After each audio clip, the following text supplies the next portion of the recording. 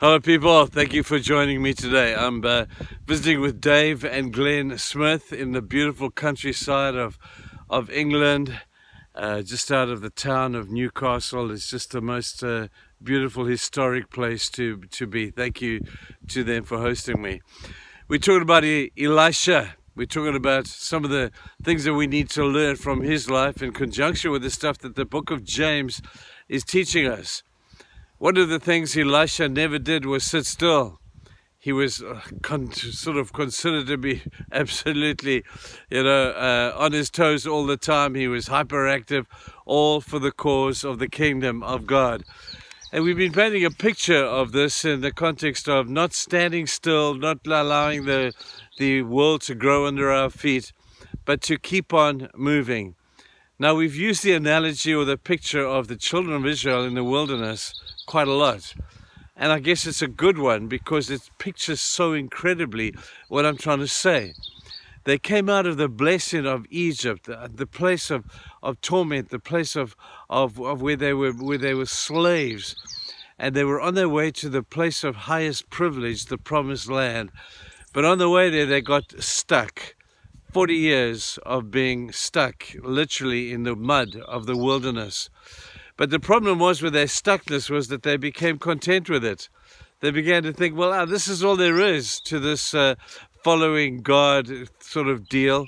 This is all there is, just going round and round the same old mountain over and over again, trying to listen to Moses going on about sin and sacrifice and all those things. And they began to get terribly content with their particular status at that time. Contentment is an enemy. You do know that. There is always more of God to experience, more of God to know, more of faith to be expressed and excited in our Christian experience. And the moment we become content with this thing and complacent with it, then we end up in a miserable place of just standing still. I know this because I've stood in that place for some time. And you're saying, Trevor, you should never be standing in a place like this. You're a pastor. You should be on the cutting edge of things going on out there. Well, there have been times when I have been standing still in my spiritual journey. It didn't mean I wasn't doing stuff. It didn't mean I wasn't preaching the sermons and doing the Bible studies and doing the stuff I needed to do. But I was doing it as if it was just a job. And in fact, it was the calling that I had sort of lost. But when we do everything we do out of a calling from God and a calling to God to do what He's called us to do, everything, people, changes. We keep moving. We keep getting excited about the things we should be excited about. And contentment is the enemy, and predictive living is the ultimate result.